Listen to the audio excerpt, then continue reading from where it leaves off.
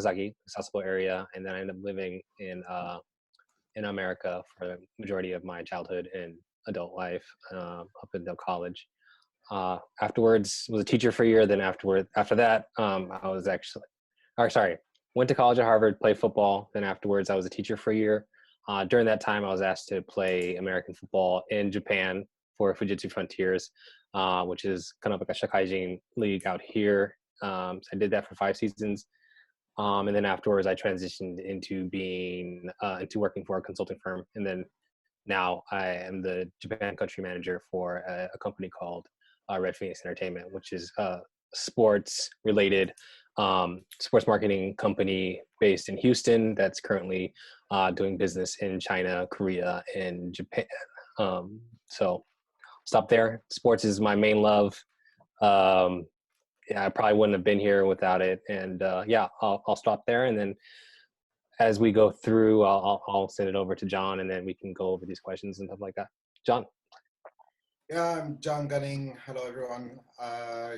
Currently content director for Inside Sport Japan. I also do the Sumo broadcasts and on NHK World. We have a show as well, Grand Sumo Preview, Japan Times columns. Most of my work these days is taken up in Sumo. My background was born and raised in Ireland, but lived in Italy and the US at various times before I came to Japan. I was working just a regular job when I came to Japan, but I have a background in media, and sports is the thing. So sports media was eventually the thing I was going to move into anyway. So yeah, I guess I'll answer the other stuff in more detail later on as we get into all that. Adi, I guess. Yep. My name is Al-Rilwan Adeyemi. Everyone calls me Adi because I like my name and I don't want everyone messing up the rest of my name. So when I was born in Nigeria. My parents, I was born to U.S. citizen parents in Nigeria, and my parents thought it was a good idea to allow me to spend the early years of my life in Nigeria because they thought it would provide some humble beginnings and learn some lessons that you wouldn't otherwise learn, having the first world conveniences of Western society. Bounced around between aunts and uncles' houses in Nigeria, aunts, uncles, grandparents. So I always tell people that I've lived in the richest part of the poorest countries. I've lived in the poorest parts of the poorest countries. I've lived in the richest parts of the richest countries, and I've lived in the, maybe not the poorest parts of the richest country, but, so I have a little bit of experience in income inequality. I lived in Nigeria for 10 years. I moved to the States from 10 to about 23, and I came to Japan after that. So if I stay in Japan another 3 years, I'd be evenly divided into 10, 12, and 10. So I have quite a bit of experience on 3 continents. Everyone always talks about the current American political system, but I'm probably one of the only few people that's actually lived through a dictatorship. So I can share some experiences with that as well. If you really want to know what bugging taxis and snatching people out of taxis is like, I can share some stories about that a little later. I wouldn't consider myself a relatively interesting person until I went over my life a few years ago, and I realized that I have a lot of stories to tell about a lot of different things. And so every room that I enter becomes an interesting room because whatever you want to hear, I probably have a story about it.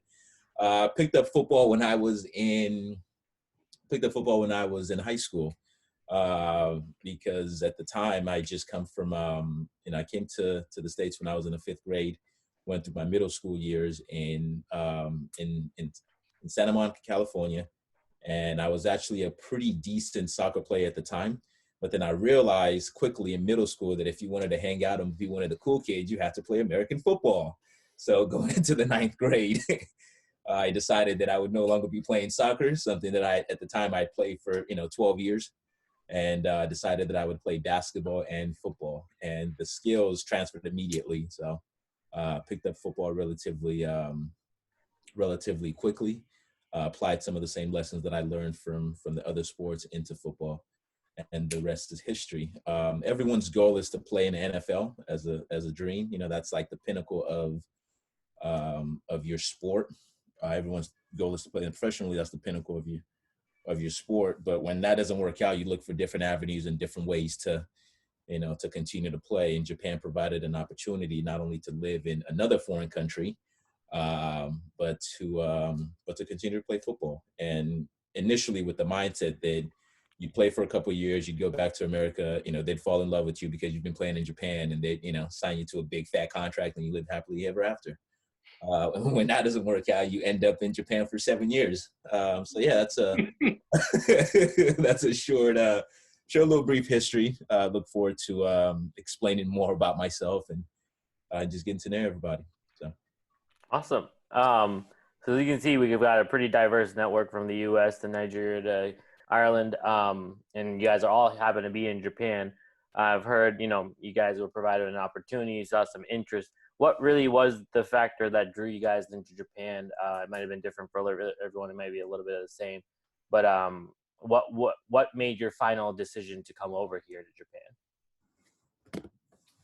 Yeah, I'll take this one, and then we can kind of go through. But I think my reasoning is actually pretty straightforward. I was born here, and then I'm half Japanese, so I have family out here. But I actually never was able to go back to Japan, or come back to Japan rather, throughout my childhood and you know, teenage years. So it's always been in the back of my mind to return to Japan and kind of relive whatever life that I potentially could have had. So when I was approached with the opportunity to play American football here, I jumped at the idea because, like I said, it was a way for me to play the sport that I loved, that had given me so much, but then also reconnect with, you know, a part of my heritage and family that I was disconnected with for a while. Yep. Yeah, for me, there was no background or connection to Japan at all. But 20 years ago, I just came here on a holiday with some friends. I had an opportunity to come. And at the end of 2 weeks, I didn't want to leave. I just completely fell in love with the place. I'd lived around the world, different places, traveled everywhere. But just, yeah, Japan, I knew I wanted to stay. So What was that thing? What was that I knew? Everything, you know, just the food, the people, the culture. It was just like everything was new all the time. And like I would say to people, I'm 2 decades here now and I still finding new stuff all the time. So, you know, I love stimulation and new things, new people, new adventures and challenges and stuff like that. So it was very different from anywhere I'd ever been. And I just wanted to live here. I knew that like after 2 weeks, went back to, I'd just come back from Italy. So I was living in Ireland at the time and I quit my job as soon as I got back, sold all my stuff and was living here 8 months later. And I've been here since. What was your job previously? Yeah. I used to work with kids with rare disabilities, like maybe only 2 or 3 kids in the world have a certain disability. A lot of stuff with kids with autism. I did that I was doing that in the US and I was doing that in Ireland about 6 years. I was a counselor and I think for mostly kids, but also adults with all kinds of disabilities.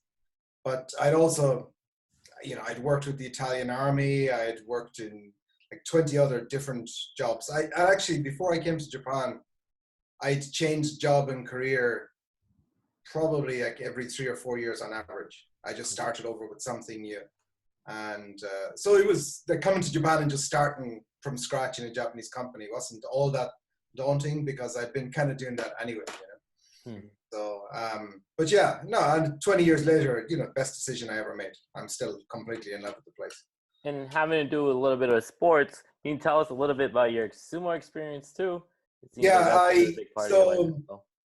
growing up, like I grew up in a rural area in Ireland. There was only really Gaelic football, which is the traditional version of football played in Ireland. I was never really into that sport. Soccer was the thing I was into all the way growing up. But about 85, I saw American football on the television for the first time. They started showing football in Europe in the mid-80s across Europe. And just like with Japan, just immediately fell in love with that. and it was 85, so it was the Bears. So obviously, you know, I've been a Bears fan ever since. There's 35 years of pain ever since. You see the Bears first, you know. But yeah, there was no opportunity really for me to play it. So you couldn't even buy a football where I lived. So you would have friends who had relations living in the US who would post a football over, you know, and then I got a football from the US, and that made me like a god among my friends, because I was the only one who actually had an American football, you know. I could literally take my ball and go home, and nobody else could play, you know. But yeah, we used to watch it on TV. The games were shown like a week later, highlights or stuff like that. There was nothing in newspapers or anything like that. But myself and all my friends of that age, we were the only people just into football. So we used to, you know, try and figure out the rules, play it on concrete, you know, just whatever. But there was no opportunity to play it in an organized way. So soccer. I played soccer, a little bit of semi-pro football as well when I was in the US. That was the game I played all the way up. When I came to Japan, I was still playing soccer. Played for teams in Osaka and Tokyo, stuff like that. But when I got to 30, I blew up my knee, couldn't run, got tired of chasing kids around in the heat in the summer, you know, and thought, you know, I was into sumo because, like most people, I didn't speak Japanese when I came here, and it was the only thing I could understand on television. Went to a live tournament, fell in love with it. I thought, yeah, I'd give this a go. Looks easy. And easy. Yeah, I spent, I don't know how many bones I broke over the next 10 years. You know, I started off, I was 60 kilograms when I started doing sumo, because I was still, you know, running and playing soccer. And I went up to 120 in 2 years. Wow. And I trained in a club that has lots of ex-pros. We train kids as well. So I was training with the pros all the time, from day one. Represented Ireland in 3 world championships, badly. And so I started doing sumo at age 30, the age that most people actually retire, because it's, you know, it's like rugby or American football. It's one of these really heavy, intensively physical sports that's difficult to do once you get past 30. But yeah, I took it up at that age and did it for 10 years. And then, yeah, when I got to 40, body just wouldn't keep going anymore. So now I'm thinking about when I get to 50, I'll probably take up football. I'm actually serious with that, you know. There's lots of senior teams in Japan, so I have a plan, you know. There's like the under 49ers, the under 59ers. Is that there's one like that? Yeah, the under 59ers or the over 40 legenders, and you know. So I've been mentally training as a running back for about 35 years. So, there's a lot of frustrations going to come out that first carry, you know. So Hadi, how about you? What was your trigger point to coming into Japan? Well, I think it's a combination of opportunity and adventure.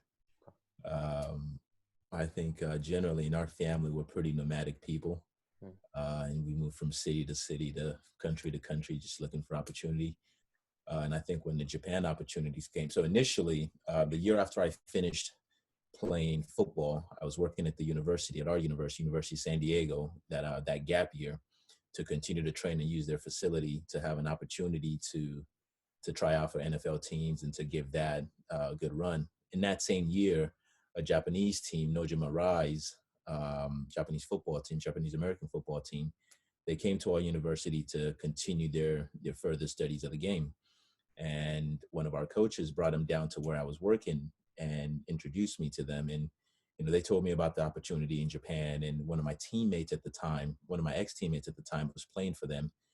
They said they already had their 4 quoted Americans, but that they knew of a team that was, you know, they were looking for Americans. Now, initially, I didn't want to play football in Japan, but they offered me a free spring break in Japan, and I was like, okay.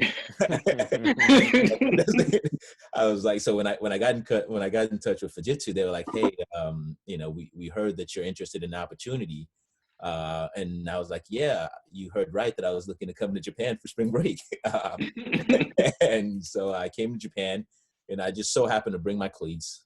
No, I brought them. I packed them.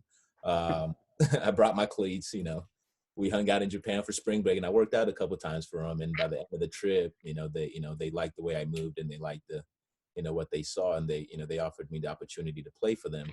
And, again, I wasn't going to play football in Japan, and I just came to Japan for spring break. So I told them, I'd go home and talk it over with my parents, and with the whole idea that the Lions were going to call, and I was never going to speak, never going to speak to the Japanese coaches again.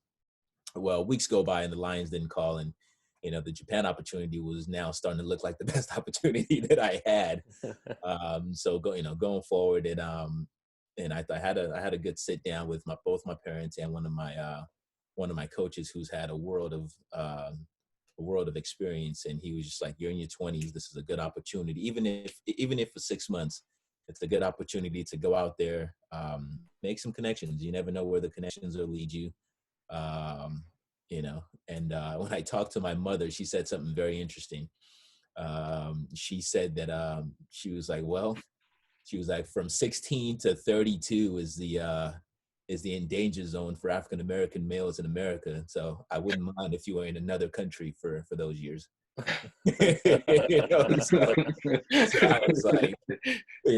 I was like, she was like, well, yeah, go ahead and do it. And my dad was like, well, I came to the U.S. when I was in my 20s, so this is just, you put another stamp in the family map. So yeah, that was I came to Japan, and again, 7 years later. So Yeah.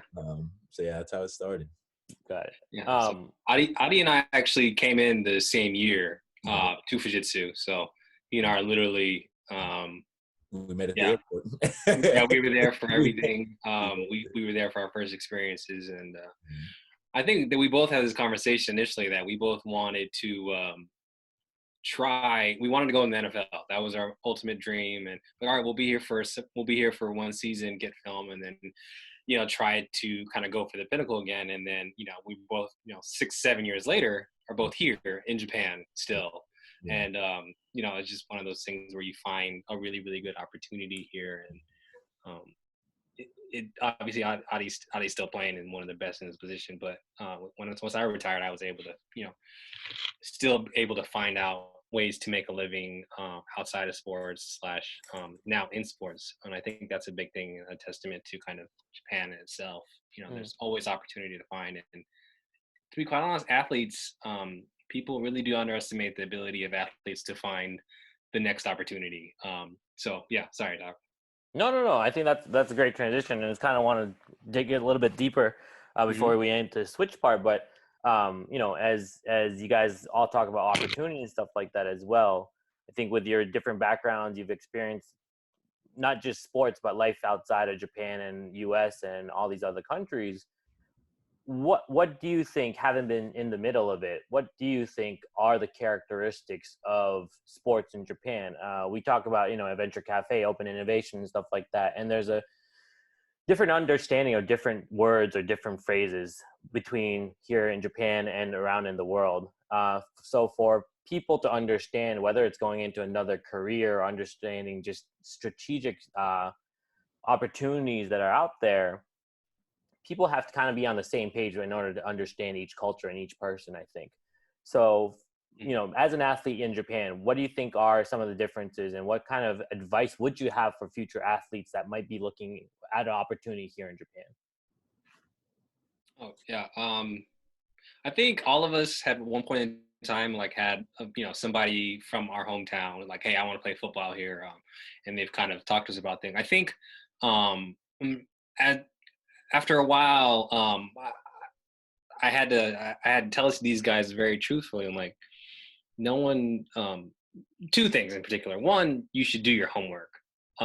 Most of these guys, when they hear, oh, there's football in Japan, and they kind of had this high-nosed attitude saying that, oh, I can come in Japan and dominate because I played football in America. And whether that may be the case or not, that's not going to allow you. That attitude will not allow you to get into playing sports in Japan, because for the most part, people in Japan do not care about what you did at a D2, D1 AA college 2 years ago. So I think that's the biggest thing I would tell these guys is that do your homework, understand that you need to treat like an opportunity to play in Japan or anywhere as a job interview. And the first thing starts with doing your homework. What's the league about? You know, like how are the certain, like who are the key players, who are key stakeholders that you need to talk to? I think it's people come in here with the wrong attitude, and quite frankly, it annoys me because people like Adi and I, and obviously John can attest as well. Like we see the opportunity and the great opportunity that is sports in Japan, and to come into an attitude saying that, oh, I can just come here, you know, make my money and leave. I quite frankly is ridiculous, I think. But that's one thing I did want to say about this. Like, do your homework and treat it like a job interview, because it is. Anyone else want to follow up on that? I'd say there's just, not just in football, but in sumo or basketball or whatever sport you're going to come here, flexibility is the key. You know, you got to be mentally flexible, because, you know, even for the football guys, like things are different. You know, I guess they don't have 6-hour practices in the States, you know. So like, it's just, things are going to be different from the way you've experienced them growing up, especially if you spent a long time in your own sport, whatever it is. The coaches here have different ideas, different backgrounds, different cultures, so they're going to do things their own way.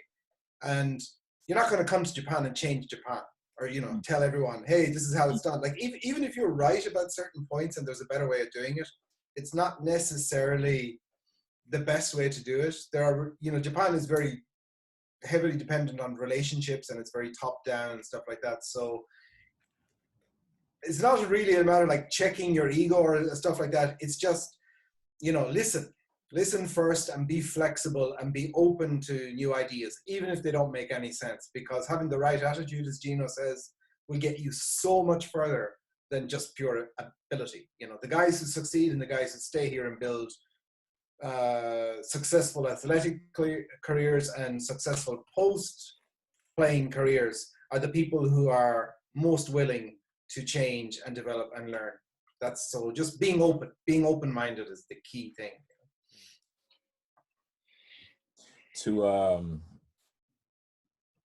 Sorry, just John to kind of further a lot of what John and Gino said.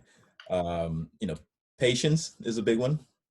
Being patient, understanding, being at least a decent communicator, and managing people.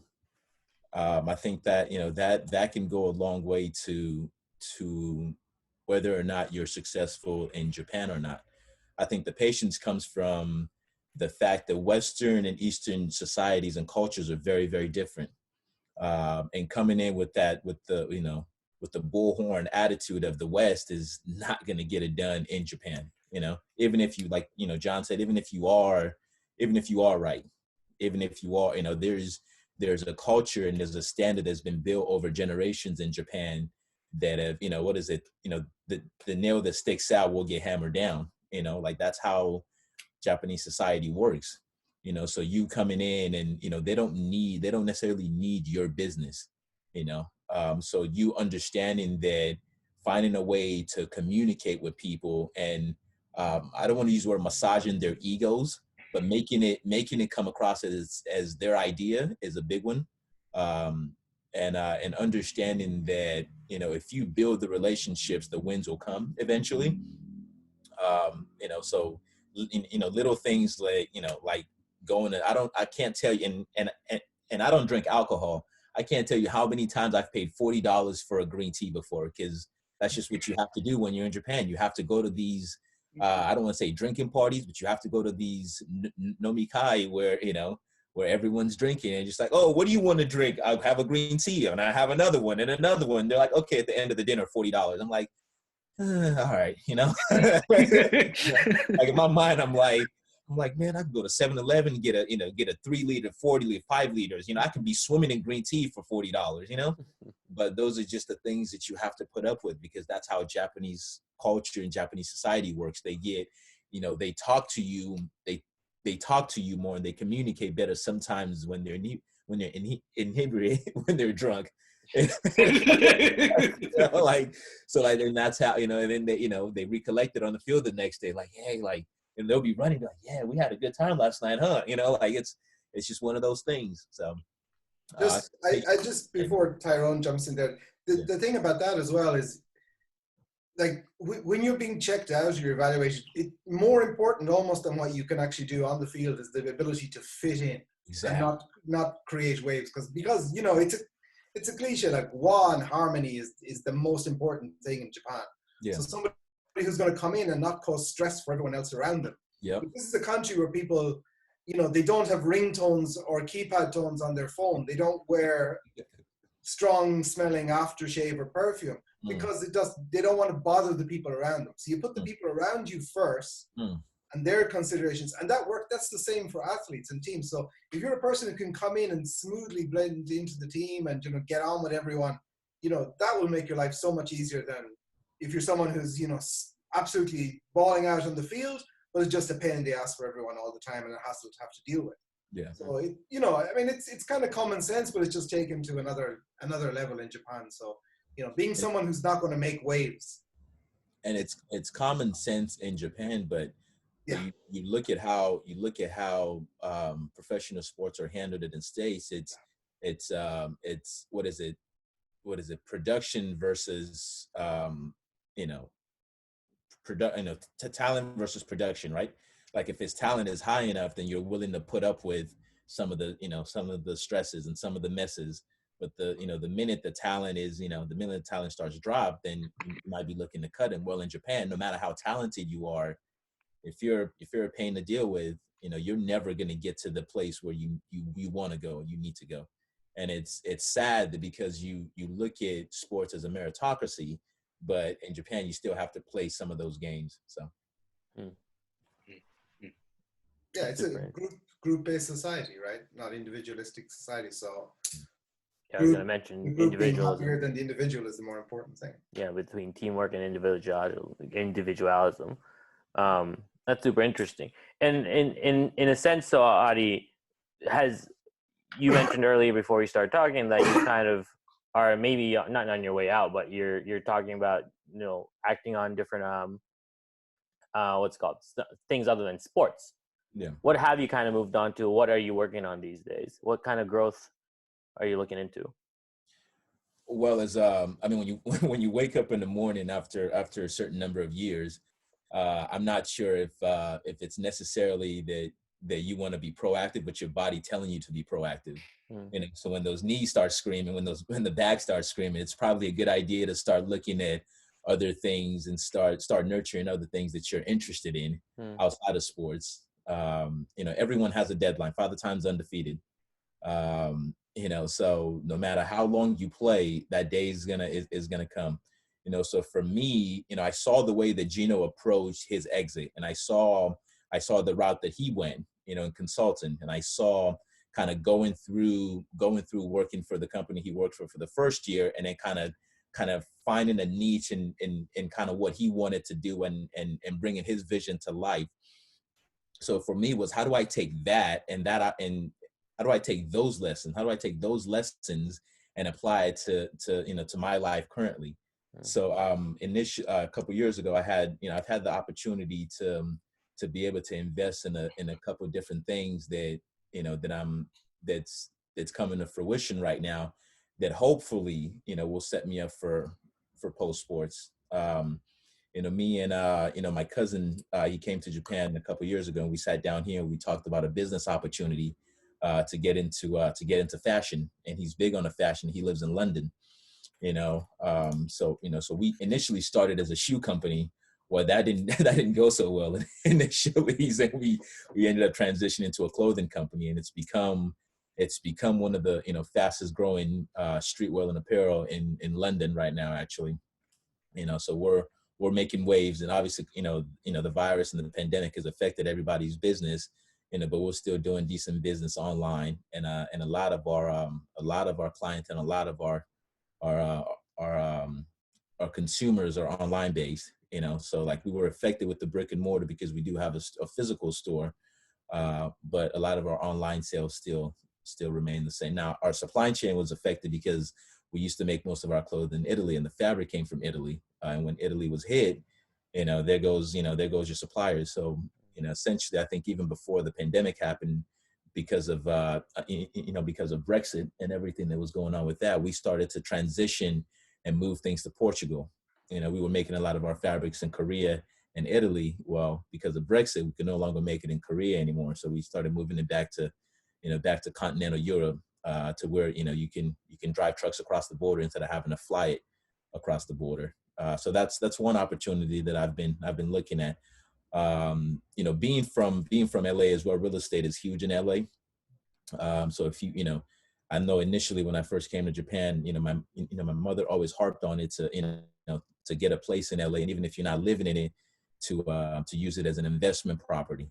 And I'm not saying I'm a real estate mogul or anything, but just investing in a place and having someone live in it and pay you rent and get some of that income coming in. I think when you've played sports for as long as or been around sports for as long as everyone in this panel has been around it, the last thing you want to do is go back to sitting in a 9-to-5. Like you can't, it's hard to go back to to a desk job.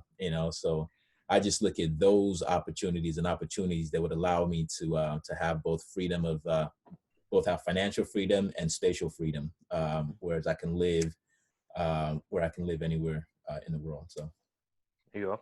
So you've turned into sort of an entrepreneur while you're actually being an athlete as well. Yeah. I think the opportunity is really arised. Like obviously, with my cousin, he had the vision, and he sold me on the vision, and that's kind of and it's thank God it's worked. And obviously there's another little side business that I'm in with my brother-in-law as well, and so I'm trying to put my hand in everything and see which one sticks.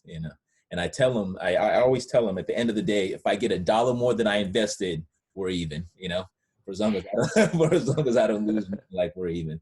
The moment I lose money, well, there goes I'll still be your friend, but but you can't hold my $10 anymore. So so that's kind of that's kind of the way it's gone. I'm always looking for different opportunities and different ideas, and looking for different people to again build relationship, and the wins will come, right? If you connect with people, you listen to people, and the more dinners you pay for, you're not only paying for dinners, but you're paying for their ideas. I'm being serious. You're paying for people just to go to dinner, invite them to dinner, sit there and just listen, and at the end of the dinner, pay for the dinner and go your way, because you'll learn a lot from it. Sort of like your $40 nomikai a little bit too. Right? Exactly. You learn a lot from the $40 nomikai. There you go. And Gino, he mentioned you too, and John, you can add on to this as well. Like, how about your post-career switches as well? Like, where are you currently right now? It seems like both of you guys are sort of entrepreneurs as well, freelancing, doing jobs and stuff like that, and creating your own platforms, actually. How has that transition gone, and when was that transitioning point for you guys? So I'll start. I had a pretty distinct transition point, and I was actually able to continue my career, but a lot of you remembers I actually had a compound fracture of my right leg, and a lot of people at that point in time thought that I would never play sports again. And at that moment, I realized that there's going to be an end to me playing football. And that really put things in perspective for me. So after that, I was able to play an extra year afterwards, and when we, really thankful we ended on a high note with the championship. But at that time, I realized I need to start developing skills that are related to kind of work in the business realm. Because I did know that I eventually wanted to own a business. What I wanted to do specifically, I didn't really know. I knew that I wanted to be in the business realm, but then also one thing I'm particularly passionate about, and I think this has always been the case for me, but it was kind of cemented while I was playing at Fujitsu, was that being kind of a bridge, and like what Adi talked about, like the relationships, being that bridge, more specifically between American and Japanese culture, whether it be business-wise or within sports, actually what I felt as though was something I'm really, really passionate about. And I wanted to find opportunities where I could connect. I think we've all kind of touched on the fact that Japanese and American cultures have very different motivations, and that can cause some friction in terms of relationships. And I think because of my my bicultural background, I thought I could provide value in that and developing that relationship, those type of relationships. So I was lucky in that I found an opportunity to join a consulting firm called Generate Partners. Its main purpose, it had two specific businesses.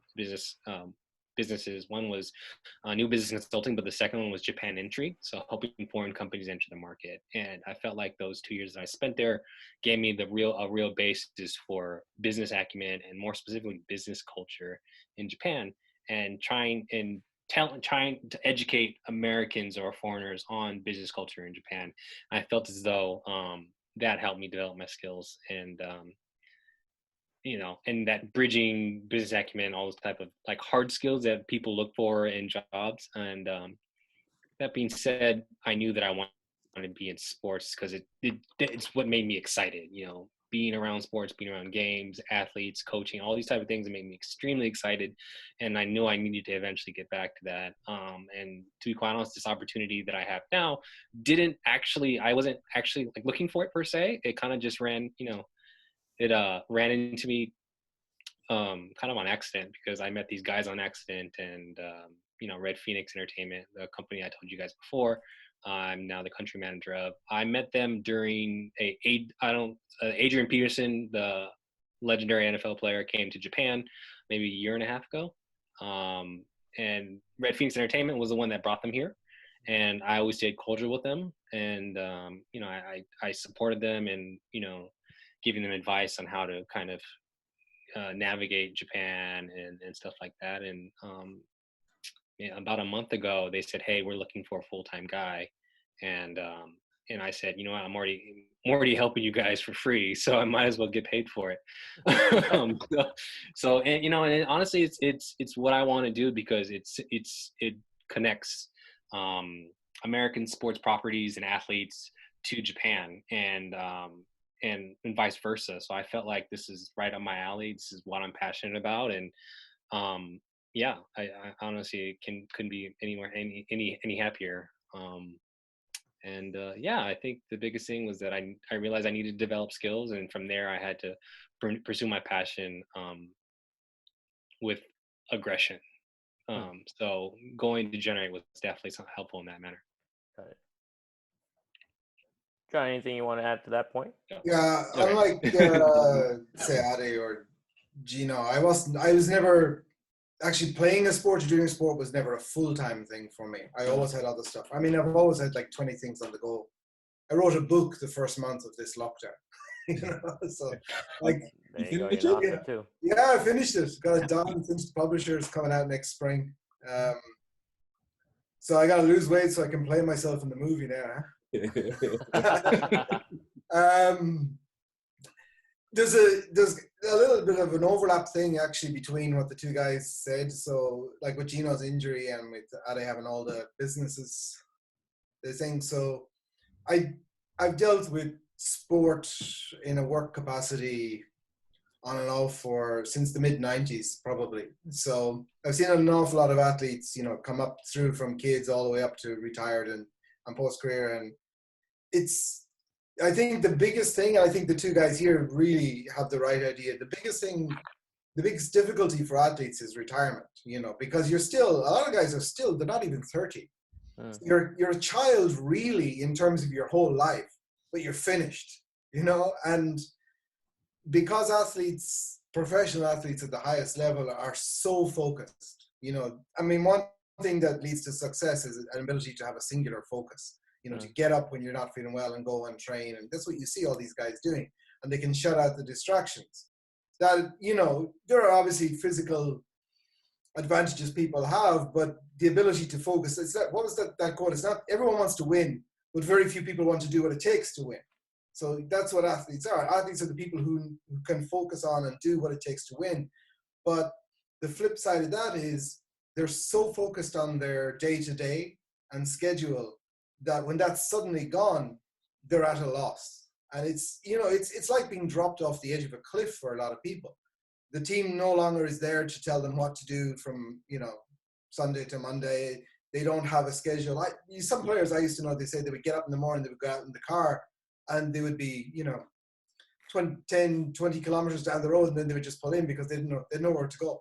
It was just out of habit. They were going somewhere, but then they realized they had nowhere to go. So as somebody who's been around sport, not as a top level athlete, but who's been around a lot of top level athletes, the biggest factor in success post-career is preparing for it while you're still active. Because as like Gino said, your career can end at any moment. The next practice you have, you could be done. You could blow out your knee and you could already be, in your 20s, you could be gone. It doesn't really matter what level you're at. What is the average NFL player lasts 3.5 years, something like that. But even in other leagues, you're a professional athlete for 7, 8, maybe 10 years if you're really lucky, 15 for the exceptional people. But it's nothing. It's gone in a blink of an eye. And you go from, new hope to veteran overnight. And so I would always say to people, plan what you want to do afterwards. You don't have to be you don't have to have your business set up like Ade does or anything like that, but know what you're going to do. If your career ended in the morning, what would you do? What would you want to do is the main thing. So try to get into that and try to at least, set up. A lot of guys, when you say this to them, say, okay, I'm taking it one day at a time. I'm focused on my career and I'll deal with that when it comes along. But if you don't prepare for it, when it comes along, the mental shock of suddenly having nothing to do after a lifetime of, having something planned every single moment of your life, it's huge. It's like people, it's like somebody close to you dying or getting divorced or, it's a huge psychological shock, the end of your career. And especially if it ended when you didn't want it to end. That's the worst part. If guys think they can still play, but suddenly no team wants them, that's even worse. And, that's why you see people, turn to alcoholism and, guys homeless. So the biggest thing I think is it's going to end, as Gino said. Everyone's career is going to end. And it's probably going to end sooner than you think. So get prepared now. Start preparing now for what you're going to do afterwards. Even if it doesn't end up being the thing that you want to do eventually, start thinking about what you want to do. If you want to go into the media side of it, if you want to have your own business, if you want to coach, whatever, start preparing for it so that that first day when you don't have to get up and go to the gym, that you don't just lie in bed looking at the ceiling going, what am I going to do now? That you actually have something that will get you up through that first shocking period. That's what I would say. Just a few words on kind of what John said. I mean, he's 100% right. John Wooden said, failing to prepare is preparing to fail. Obviously you don't have to, because it's difficult sometimes while you're currently in a sport to focus your energy and your attention somewhere else. Because of what John said, that singular focus is what drives you and is what makes you great. But just the mental space of, what am I going to take 10 minutes out of your day? What am I going to do after football? That's enough to save you some of the stresses that comes with, worrying, and then the later on you get in your career, then you can start taking steps towards actually fulfilling those things. I know of, I don't know if he wants me to tell the story or not, but a player on Panasonic, he's currently in the second year of his master's, getting a business degree. So that's something that's huge for him, because obviously he's still playing, but he's also taking online classes and fulfilling those roles, because when he goes back to the States, now he's going to be armed with, with a business, with an MBA, which is going to make him, he's going to make him more presentable to a lot of employers that are hiring. So I think that's certainly, and it's a scary thought of, retirement is a scary thought.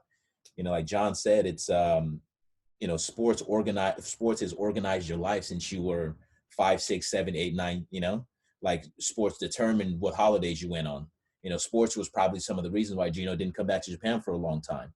Always got practice, and we got meetings, and we got this, and especially if you're a 3-sport athlete, I'm sure Tyrone played 3 sports, I'm sure Gino played multiple sports, like you go from, you never have time off, it's basketball season to spring track season, now to summer, you're in training camp, and then now it's football season, so and when that ends at 32, you're no longer what am I going to do around Thanksgiving? I'm supposed to be practicing. What am I going to do around Christmas? I'm supposed to, now you go into those holidays semi-depressed because you're like, well, like it's the holidays, but you don't feel the holidays. So I just add one thing to that as well, because I forgot to say, if you're in team sport, like these guys are, that locker room, those friendships and that relationships, you don't have a social life. A lot of players don't have a social life that doesn't involve their teammates, because people who are outside the team don't really understand what's going on. So they have, maybe cousins or friends and people, but they don't have a lot of really close people to them. So not only are you it's like losing your job and losing all your friends overnight. So, so not only do you suddenly have no job, no paycheck, nothing to do, you got no one to hang out with. Yeah. And you can't go back and you can start hanging around the team.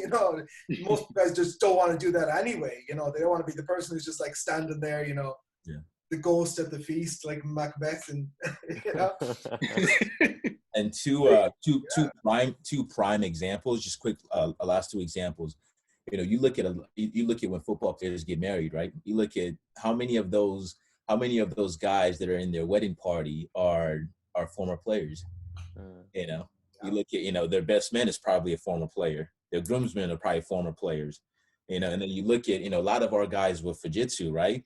One of the reasons why a lot of the older players hang on for a very, very long time and the team actually pushes them to retire is because a lot of their friends are tied to football and they would never see them outside of football. So for them, it's, it's psychology, but a lot of it is social for them. They get to come and lift and hang out and play with those guys. And it's a way to keep them away from their wives and kids. I was kidding. I'm kidding. I was kidding. Well, that said, though, audience members, feel free to use our chat function down low to comment or leave some questions as well as we keep on going with this session. It's right underneath, right in the middle area. It says chat. So feel free to type any questions that you guys might have. But with that said, those are kind of things that you might have to let go. But what are some things that you do take with you from the sports field, from the athletic field onto your workspace or your work life? What has been advantage? What have been some of the advantages for you? Put your head down and grind. Keep your mouth shut and grind. Yeah, I agree with that. That's a huge thing, and I think there are actually quite a few things that you can gather from sport that you can take from, and that's definitely something where, especially in business, I think in America it's definitely talked about, like and I've talked to these when I've interviewed at different companies before. They said we like Ivy League athletes, and I never really understood what that was about until I started having conversations about like the concept of education through athletics. It's actually something that the Harvard athletic department is based off of. So education through athletics essentially means it's actually a part of the Harvard curriculum, and it's not separate. It's actually a part of it, and they try to get everybody, not just varsity athletes, but everybody to participate in sports, because there are certain things that sports and being on a team teaches you that studying does not. And I feel like that's something that needs to be expressed more. Obviously, I mean, in America, but even here as well, athletes are able to develop these specific traits that you wouldn't necessarily be able to develop in, just looking at a book or taking a test. And I think one of them, especially, obviously, Adi said it before, just grinding, right? Just resiliency and being able to have that grit to say, oh, I lost, or I messed up, and the coach is giving me an earful, and what do I do afterwards? That I think is the most important thing to get, and that kind of attitude of, hey, I messed up. You know what? I'll just forget about it and move on to the next thing. That's one thing. The second one is just more specifically like teamwork, teamwork or empathy, just being able to see the person that you're working with and understand that like you have to be there for them, right? I think that's a big thing to take away. And then the third one probably is like leadership or discipline, for that matter. I think leadership, or the ability to say that you're going to do something and then do it, is a very undervalued attribute, right? Because in football, if you say you're going to do something, or in sports, if you say you're going to do something, you don't do it, it lets everybody down. If you say, like, if you're running back, you're like, I'm going to hold on to the football, and then you fumble the football, everything's done. It's all on you. And that type of ability, or that type of like to be able to take responsibility for your actions, I think are really, really important, or really you're able to kind of develop as you're playing sports. And not to say you can't do it in any other way, but I do feel like sports in particular helps people get those soft skills, or I hate calling them soft skills, but those type of intangibles which make an organization do well. I'd say dealing with adversity, you know, because obviously athletes, everyone loses. It's different. Like if you're coming from a team sport and individual sport, this is obviously different as well. But regardless, you're going to lose a lot of games. You're going to, lose a lot of races, whatever. So the ability to bounce back is really important. And, in life, outside the field, there's going to be opponents. There are people who will try and stop you, for whatever reason, or just try and tear you down, or just, negativity. So dealing with adversity is a big thing.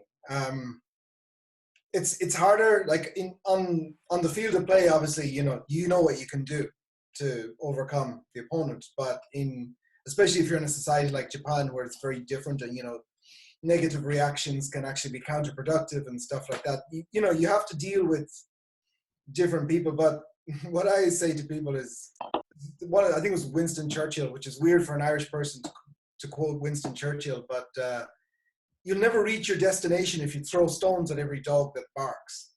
Okay, so having the focus when people are trying, like, I have my own company. I'm in the public eye all the time. I write columns, so I get called every name you can imagine under the sun. Like people slate me. I mean, I'm a journalist too, so I try not to say negative things about people, but I might say negative things about what they're doing. There's a bit of a difference, but nowadays, every column goes up, people call me, anything you can imagine. So you can't be thin-skinned if you're in the media, because people are just going to call you, your work trash daily. It's just, so. But even if you're in a different field, you'll still get people who criticize every single thing you do, and they are your opponents in real life, or the people who will, talk shit about you behind your back and stuff like that. But it's basically the same as when you're an athlete. Like you're going to deal with adversity, and you're going to deal with people who are trying to stop you. But if you can keep your focus on yourself, keep positive and doing what you're doing, you can be like Bruce Lee and be like water and just, go around them, It's like, people say, like, if you get in my way, I'm going to go through you. And I was like, to me, if you get in my way, I'll just walk around you. Keep going where I'm going, I'm not wasting time on people who are trying to take me down, basically. So that can be difficult, because it's more of a mental game than a physical game, obviously. So, but it's the same principles apply. If you had tough opponents to deal with on the field, it's the same in real life, and just apply the same principles and you'll be good. I think to kind of further what Gina was saying about doing what you said that you were going to do, I think a lot of that also is the emotion that's tied to it. I think a lot of people will promise you things, and they'll tell you things when they're emotionally high or when they're emotionally low, and they can't fulfill those promises when the emotions are gone. So when you promise, it's the same thing with sports, right? You promise that you're going to do something, you have to do it for them.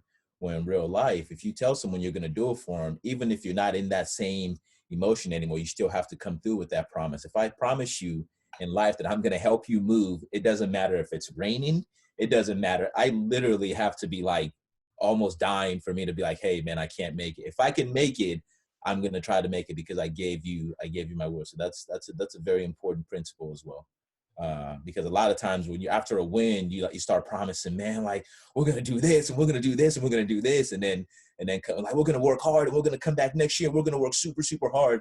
And then come summer in August, it's 110 degrees outside. And, you don't want to make your time for gassers, or you don't want to, you don't want to put in an extra rep. what about all those promises you were making in December when the weather was perfect, you know? So, yeah. I think that's super interesting. And like, you know, I'm not at no level of athlete that you guys are at, but I think, you know, I think you learn a lot from sports, and practice in a sense makes perfect, or perfect practices make perfect. You learn a lot of decision-making skills too.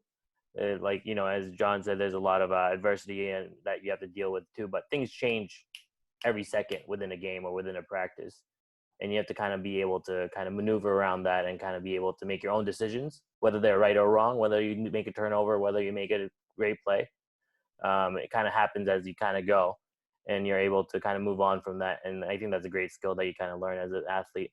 And you're going to kind of move that onto the field. And those are some advantages that I think that are coming out of the mindset, because you do go through it a lot. And then being able to feel that way. Yeah, sorry, Tak. One No, big go ahead. difference is with sport, obviously, there's a clock, so you can end up losing. But in life, you know, there's no clock, right, until you're dead. So you know, you never, when there's bad stuff happens, and you know, people let you down, or some business fails or something like that, you know, you don't, unless you actually give up, you haven't lost. This is if you keep that mindset, you know, there's no fourth quarter. You can just keep going, start again. Like, just start another drive if you're thinking it in football. Like, the drives are endless, you know. It's unlimited overtime. So somebody just drops dead, basically. But how about in a sense of that, you know, kind of transitioning from sports, in a sense, you do normally have a coach or a trainer or something like that. When you go into real life, sometimes you lose that mentorship, you lose that guidance, you lose some of that. How would you go about finding someone like that in your life if you are an athlete, or if you were going into a career? What would that process look like, if anyone has an answer to that? I would just say networking, building relationships, getting out there, meeting people. You just by chance, you know. And the more, even if somebody you meet, it's like Ali says, like that, you know, taking people out to dinner just to listen to them. Even if something doesn't come, I think in Japan especially, this is really, really important, because I don't want to say it's like a who you know kind of country, but your reputation is so, so important.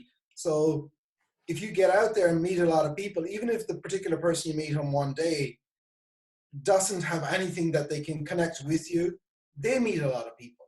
And they might be in a situation where someone says, oh, you know what, I'm looking for an ex-running back who went to an Ivy League school. Do you know anyone? Say, yeah, I know a guy, you know? So, you know, that then, you know, you build your relationships, and it's like a spider's web, you know? It's just, it keeps spreading out, and people you meet will meet other people. And if you have a good reputation, you know, mentor, like, say if you need mentors maybe, but at the end of the day, it's your own life, you know, and you got to get out there and network and build those relationships. Yeah, it's true. I just to add upon that, I think, yeah, relationships is huge. I think that's one aspect where I think it's probably the most important thing. But coming out of, or after I retired, I realized that there aren't a lot of people who were in my situation beforehand. So the mindset I had was, I don't need a mentor per se, but I would like some type of roadmap, right? So I thought, who's the type of guy that I wanted to become 5 years from now? And I found that guy, and I said, okay, well, I'm going to try to not copy per se, but kind of maneuver myself in a way where I can get to where he got to, just so I can reach that level. And then for me, because I was really, really, I was extremely passionate about sports, and I want to do sports business. The person I looked up to, I probably never told him this, is actually one of the first speaker at the Venture Cafe, Andy Hatta.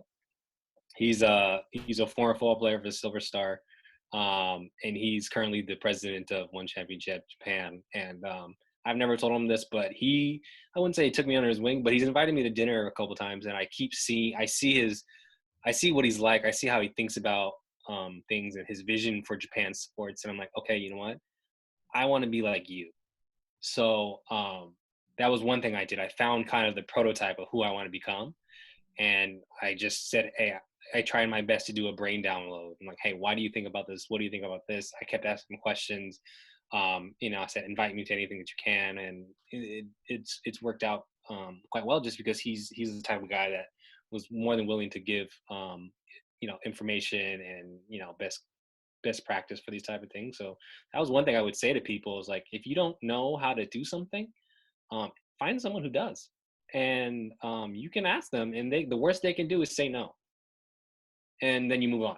So obviously, I do think trailblazing is obviously an amazing trait to have, but in the end of the day, you want to find people who are who are one of the best at what they do, and then from there learn from them, because you want to accelerate that learning, and then you want to get to where they go, and then from there trailblaze. So it's good to have both. I think part of just to touch on something similar but something different is the ability to rinse out the sponge. I think it's important to pick friends very, very wisely. A lot of times when I sit down with people, I'll ask them questions, and most of the time there are questions that I know the answer to, but I want to see how they think about things. I want to go through their thought processes with them. I want to see how they came to that conclusion, and see if this is someone that you can rely on in future instances to tell you the truth. Because if someone's not telling you the truth, then what's the basis of your friendship? If someone's just there to tell you how great you are, what's the basis of your friendship? Most people have mothers. Your mother's going to tell you how great you are.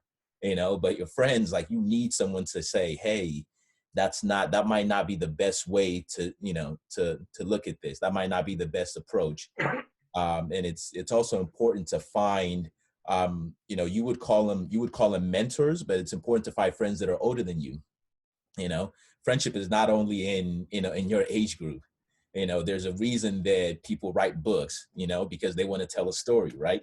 They want, a lot of people, if you just, especially old people, you just sit down with them and they'll talk for days. They have the blueprint. They've made the mistakes. Just sit there, listen to them, and then try not to make the same mistakes that they made. It's easier said than done, but it's really that easy. I'll give you a specific example, right? I think people think that, that I eat well because, I like to look good. I like to have a six pack. I like to do this. No, that's not really why I eat well.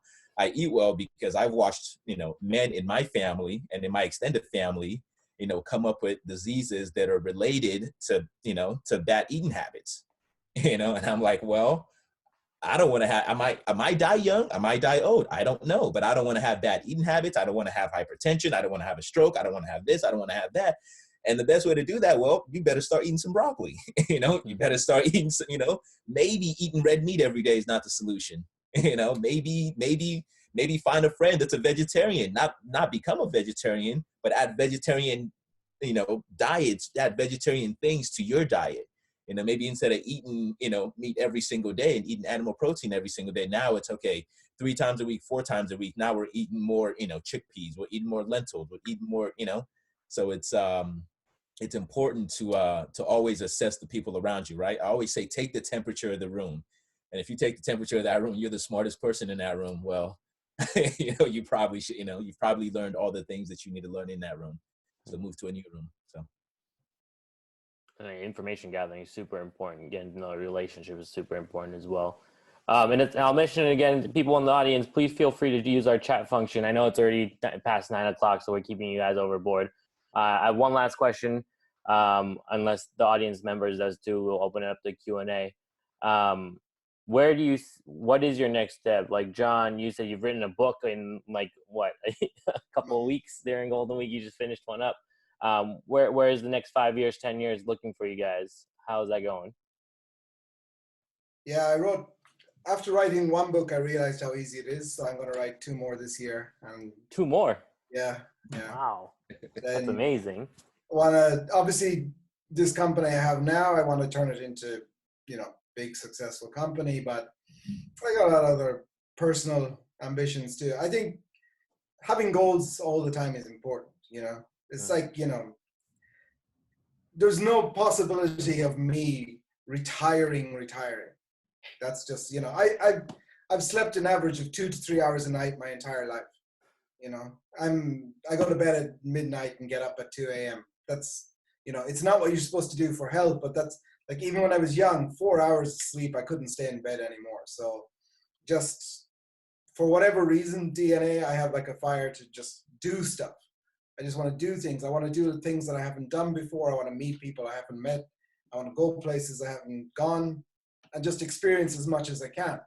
So yeah, like a lot of the things I do, you know, maybe they won't be successful in the traditional sense, but for me, it's just fun. I've enjoyed my life so far and just, you know, shooting for the moon in everything.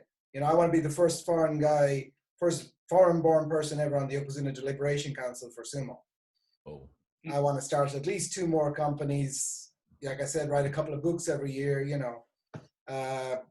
So I went up 60 kilograms to do sumo. I want to go back down and run a couple of marathons. The thing about starting football when I'm 50, why not? You know, I'm serious about that. So I don't have any world championships yet, so I might make us come back in sumo as well at some stage, you know. I think I'm a little better mentally prepared. I think, you know, the mental side of it might make up for the physical side of it if they have a seniors division. But yeah, I might get back in the ring. Who knows? That's awesome. Yeah. Adi and Gino, how about that? How about you guys? Well, you know, I think the next 5 to 10 years are going to be probably a transition period for me. Yeah. You know, it's you know, like I talked about earlier, you know, we live a semi-nomadic lifestyle in our family. So I'd love to stay in Japan for a very long time, but I don't know what a very long time is. So it could be 1 year, 2 years, 5 years, 10 years. But I'm very comfortable with change. So I'm very open to other opportunities. I'm very open to going back to the States and picking things back up there or restarting things. And I'm very open to, you know, to pursuing whatever's in Europe for me, whether it be, you know, continuing the businesses there, going to work in the business or doing other things or philanthropy work. So that's just quick shout out to the Real One Foundation. We just started the Real One Foundation a month ago. Oh, really? It's you know, we help feeding people in developing countries and during the COVID activities, and hopefully, God willing, we hope to continue it after COVID. So, if anyone wants to talk about the Real One Foundation, text me, email me, call me. Always looking for donations. So yeah. So Yeah, we'll send see. us your info on the chat so people can connect with you. Yeah. So, definitely. There you go. There's one right there. Phoenix. Gino, any words? I just realized you got Gino, Tyrone, Trayshawn, and I'm a wannabe running back. Adi's the only one who's, you know, not a running back here. I think we have other defensive players in the chat. See BJ in there, so. Oh, there I see him. Moses were running backs and linebackers. Yeah. BJ's returned kicks, so you know he's better off not being a running back. I've seen him do it. Really quickly, just to follow up on that question. I think the thing that's first and foremost in my mind is obviously growing Red Phoenix to kind of the potential that I think it has. And the reason why I'm really excited about Red Phoenix is more so my long-term vision that I have for Japan's sports industry. I honestly feel as though, and I think, you know, I've had conversations with a lot of you guys here that Japan's sports industry is not taken advantage of to the extent that it should.